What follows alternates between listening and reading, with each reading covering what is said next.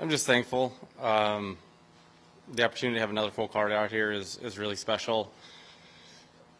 This is my 8th year out here. I've probably made it longer than I ever thought I would.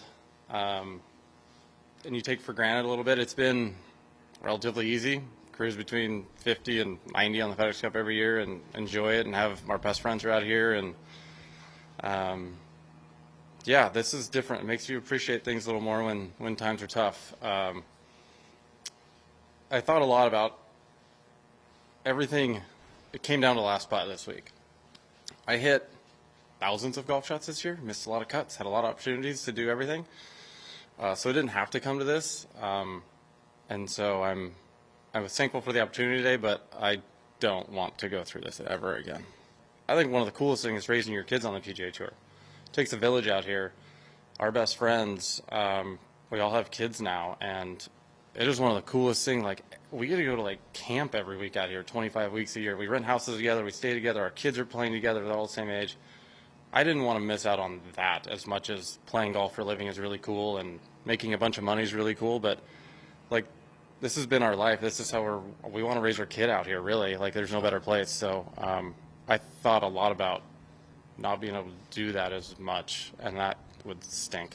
Lona, my wife, did an amazing job of letting me, I would say, grieve. We're talking about golf here, right? It's not, but in golf terms, yeah, like, it was, the late double was horrific, and I played better than I scored yesterday and all that stuff. But I was like, man, I really put myself in a hole that I could have kind of climbed myself out of very easily yesterday, and I expected that. So when you're behind an 8-ball like this, it also almost gives you a little bit of freedom that you have to go do something great. You can't just hang on out there. It's almost harder sometimes to hang on. Like, it's harder to hold a lead, a big lead, a huge lead, than it is to, you know, kind of be a chaser. So I think that somehow worked in my favor.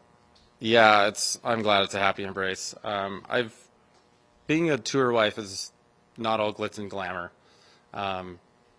It's hard raising it. I mean, she takes care of her kid a ton when I'm on the road without him. It's really difficult on her, and even the weeks, like, we're gone all day. Like, she's all week, you know, with these tea times, she's getting up the kid, she's getting herself ready, getting the kid ready, doing all that stuff. So I felt so bad for putting her through this much stress. And she reminded me last night, she's like, this is what I signed up for. And I'm like, no, you signed up for like a really crappy mini tour player at the time who was broke. You did not sign up for this. Yeah, she's like, we're going to be okay.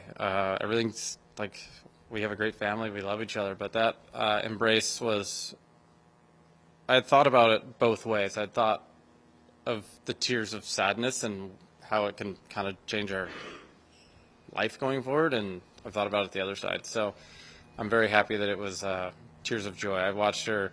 I always spot her on the golf course. I know where she's at, and she was sitting in a spot where she couldn't see the hole. I knew that. So I knew she was nervous then.